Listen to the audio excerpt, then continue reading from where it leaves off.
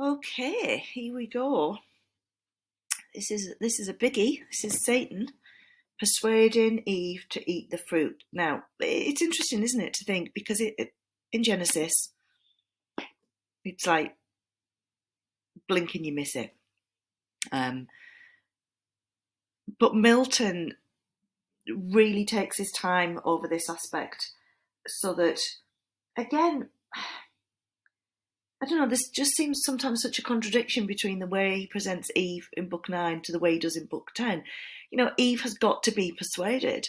Eve isn't just like, oh, okay, yeah, you've said that looks great. So it's not straightforward. Eve is presented as a much more complex creature, as a more intellectual person who does need to have an argument put forward. So again, I'm using the slides that I've used in lessons, so we might start with a bit of retrieval practice, thinking of persuasion. From Twelfth Night, how is Malvolio persuaded by the contents of the letter that Olivia is in love with him? Right, let's skip over that. The first thing that Eve comments on, again, because she's not stupid, is, whoa, hang on a minute, you can talk? How come you can talk, but none of the other creatures can? Let's deal with that first before we have anything else that's going on here. This is the opportunity. It's like, I'll tell you how I can talk. Basically, I can talk because I found this amazing tree and I ate its fruit and ta-da! And look at the language he's using to talk to her. And we might compare it to how Adam has described or addressed her at the opening of book 9. Empress of this fair world, resplendent Eve. He says, look, I used to be like all the other animals, right? All I could think about was food and procreation. That's all I was fit for. Till one day, it's a funny story. One day I was out roving. We all like to do a bit of roving now and again, don't we? I saw this tree. It looked amazing. These ruddy and gold fruits. And when I got nearer to it, the smell. Oh my gosh, it was just amazing. I couldn't believe how great this smelled. So I got nearer. And I've never eaten anything like it, he says. I've never, ever experienced food like it. When I'd stopped eating, when I was sated, I noticed that I felt weird, I felt strange. To degree of reason in my inward powers, and speech wanted not long, though to this shape retained. So I noticed that my body hadn't changed, but I was able to think things. And my mind started to think speculations high or deep. I started to think about all things in heaven or earth or in the middle, all things fair and good. I started to notice things that were beautiful, although nothing is as beautiful as you. And so I've come to worship you.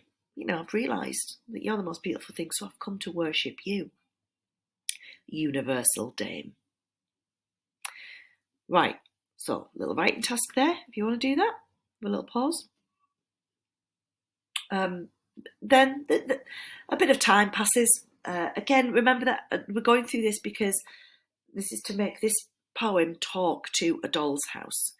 So I don't need to go through all of the detail of how they find the tree, because you're not going to make that talk to a doll's house. Point is that once they do get there, Eve says, "Serpent, we might have spared our coming hither. Fruitless to me." See what you did there, Milton. Fruitless to me, though fruit be here to excess. But God commanded that we not taste nor touch. And that's the only command that he's ever given. The rest we live law to ourselves. Our reason is our law. And the snake turns around and says, really? Just this tree? Just this one here you're not allowed? Just this one? Oh, that's interesting. But you're lords of everything else in the air and in the earth, but not this tree. And she's like, yeah, That's exactly what I'm saying. Of the fruit of each tree in the garden we may eat, but of the fruit of this fair tree amidst the garden, God hath said, you shall not eat, or you will die. Now, Satan then is going into like full-on speech mode, right? Like an old orator from classical antiquity. The tempter, all impassioned, thus began. He says, that's funny, because I'm not dead. Queen of this universe, do not believe those rigid threats of death. You shall not die. How should you? By the fruit. It gives you life to knowledge. By the threatener, God. Look on me who have touched and tasted, yet both live, and life more perfect have attained than fate meant me, by venturing higher than my lot. He says, look, I'm not buying this. The fruit's not poisoned because I'm not dead. And the threatener, I won't name him as God, hasn't struck me down. In fact, I'm living my best life right now. And that's happened because I was ambitious and brave. Now, this is a big warning to everyone reading, the poem at the time. It was Satan's ambition that got him expelled from heaven in the first place. He wanted to overthrow God. So, ambition always comes with a little bit of a health warning. And he develops his argument by saying, so you think that a beast like me should have access to this tree, but not you? Do you really think that God will be as angry as you say for such he calls it a petty trespass? Oh, come on, it's like you've shoplifted a bar of chocolate. Come on, it's not like, it's not like you've killed somebody. Come on. Rather, your dauntless virtue, whom the pain of death denounced, whatever thing death be. And remember, everything's immortal in Eden, right? So when he says that, which to us always strikes me as being quite funny. Yeah, for Eve, she's like, yeah, what even is it? Deterred not from achieving what might lead to happier life, knowledge of good and evil. Come on. It's a little rule to break in order to gain so much. God can't hurt you and be just.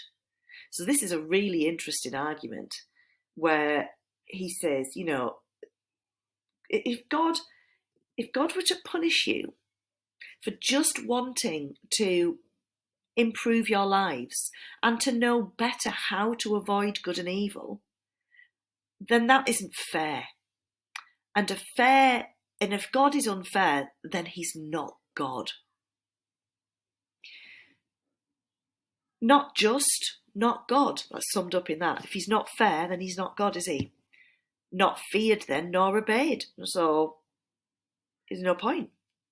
Your fear itself of death removes the fear. Why then was this forbid?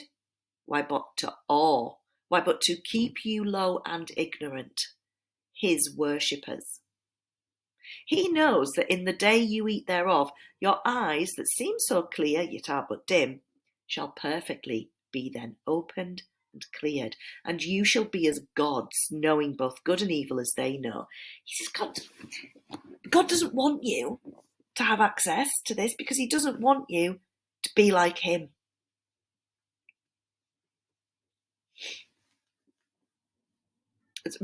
So I was thinking there about Torvald's desire to keep Krogstad low, but again, I've got to stop making those simplistic comparisons. I'm not helping you. And then he gives his reasons as to why it's obvious to him that you would become gods. He started off as a snake, he ate the fruit, and he was elevated, not to look like a man, but to be able to reason and think like one. Therefore, it's obvious that if you eat this food, you will go up a level as well. You will level up. That you should be as God, since I as man, internal man, is but proportion meet. It's like a sense of scale. I of brute human, ye of human gods. So you shall die, perhaps. But he says, this is the only way that you'll die is by putting off human. The human bit of you will die. And you will kind of re-emerge as a god because, you've been eating godlike food. So yeah, why would that not be a good thing? What can your knowledge hurt him? Or this tree impart against his will, if all be his? Like, come on, that doesn't make sense, does it? He says, look, God made everything, right? Literally everything that's around you. So if you eat something that he's made, how is that going to do him any harm whatsoever? Come on. Goddess humane, reach then and freely taste. Freely taste. Look where that word lands. Freely. Oh, he ended, and his words, replete with guile, into her heart to easy entrance won. Right, that's important because Milton argues that men should have freedom of speech because they can use their reason to work things out. Women are too emotional. And the point is made here that his words have made entrance into the emotional seat, the heart. Fixed on the fruit she gazed, which to behold might tempt alone, and in her ears the sound yet rung of his persuasive words, impregned with reason to her seeming. So his words seem to her to be full of reason, to be reasonable. But it's just to her seeming, because she's a woman, she hasn't figured it out. And with truth. Meanwhile, and here's the danger, this is why you never go food shopping when you're hungry, the hour of noon drew on and waked an eager appetite. She's starving, raised by the smell so savoury of that fruit, which with desire inclinable now grown to touch or taste, solicited her longing eye. Yet first musing a while thus to herself, she mused. She does have a little moment where she's going to think, oh, should I, shouldn't I? So there's your little writing task at the end. Abbacies. Oh. Okay, so we're rattling through these. I hope these are helping you with your revision, just tying up any loose ends.